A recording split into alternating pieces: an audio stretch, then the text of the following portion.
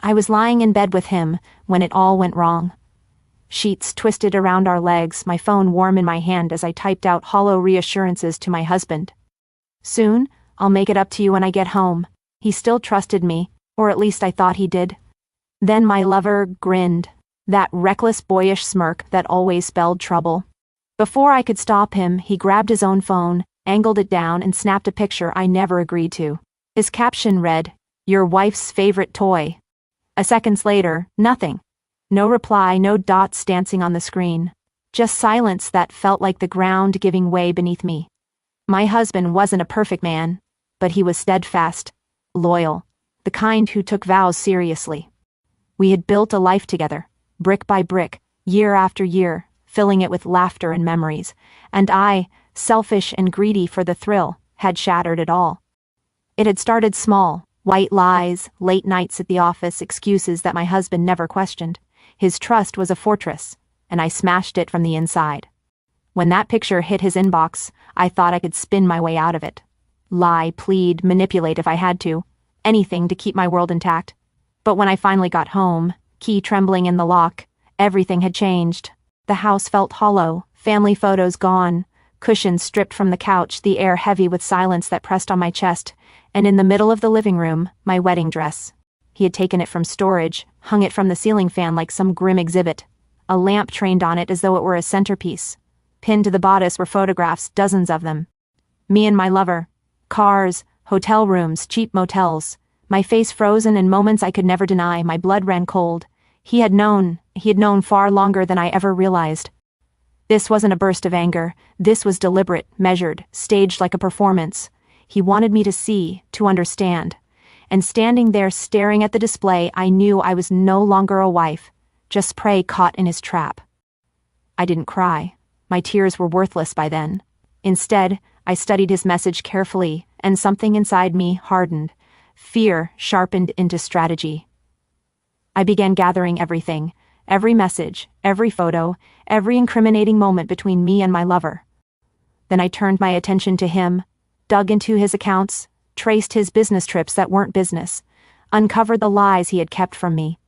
I documented everything.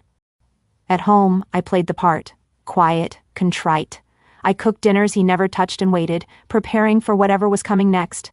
He left his apologies behind, scribbled on scraps I never bothered to touch. I let the quiet stretch between us until it grew so heavy it nearly crushed me.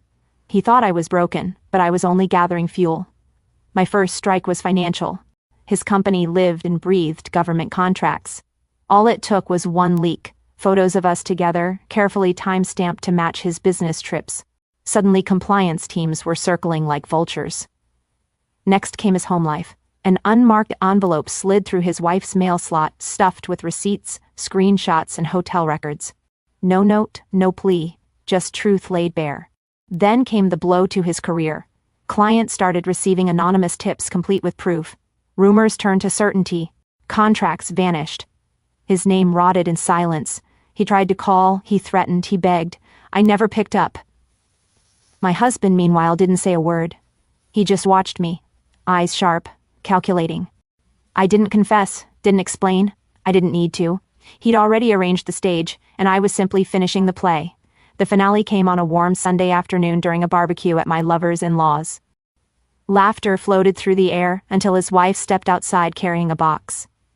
She set it on the picnic table and opened it wide. Every photo, every message, every receipt stared back at them. The air changed instantly. Gasps, curses, then silence. Her face was stone. She didn't cry, she just turned and walked, inside, their children following her without a word. His father-in-law spat on the ground and called him filth. He stood there pale, hollow, stripped of everything. I watched from across the street, coffee in hand, unseen. That night I came home to find my husband waiting in the dark. The wedding dress that had once been staged in the living room was gone. The space was empty, as if nothing had ever happened. He didn't speak. He didn't have to. He knew. And I knew he approved. Revenge never needed words. It needed silence. A silence so heavy, it crushed everything it touched. I had ruined the man who mocked him, broken the lover who thought himself untouchable. My marriage was nothing but embers, but I was still standing, colder, sharper, untouchable. I didn't want forgiveness. I didn't deserve it. What I wanted was an ending. And I had won. But the strange thing about victory is how hollow it feels when the noise fades. The next morning, I sat at the kitchen table staring at the empty chair across from me, waiting for a sound that would never come. The hum of the refrigerator, the ticking of the clock. They became the only proof that time still existed. My husband left for work as usual, silent as ever, his expression unreadable. But something had shifted between us. A quiet agreement. We were partners again, not in love, but in something darker. Vengeance, perhaps. The weeks that followed blurred into one long stretch of detachment. The world outside kept spinning, oblivious to the wreckage we had created. His company collapsed under audit pressure, lawsuits piling up, his name plastered across headlines he couldn't escape. I watched it unfold from my phone while pretending to read. Every new article was another nail in the coffin of the man who had destroyed everything I once believed in. I had become a ghost in my own life. Eating, sleeping, existing, but never really living.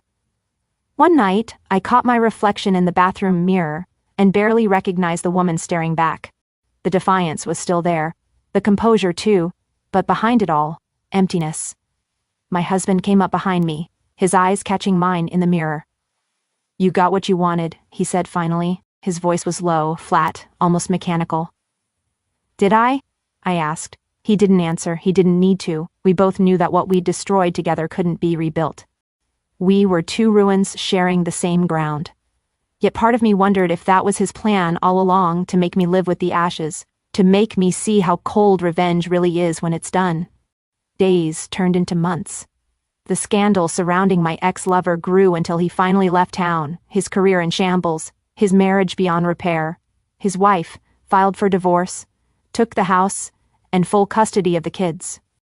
The photos had done their job. I'd made sure of it. Sometimes I imagined him sitting alone somewhere cheap, drinking himself into oblivion, wondering how everything fell apart. I didn't pity him. He had started the fire, I had simply finished it. My husband and I didn't speak of it again. We shared space but not words. I learned to read the silence like scripture. The way he closed a door softly meant acceptance. The way he left his coffee unfinished meant he was still angry. He slept in the guest room. I never asked to join. Love was a language we had both forgotten. But one night, months later, I found a note on my pillow. No greeting, no signature. Just a single line, "You can stop now." I didn't understand it at first. Stop what? The pretending, the breathing, the waiting for punishment?